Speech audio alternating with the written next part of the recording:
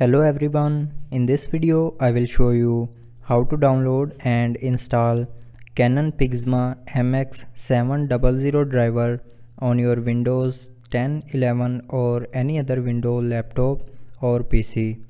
So follow every single step as I am showing you in this video.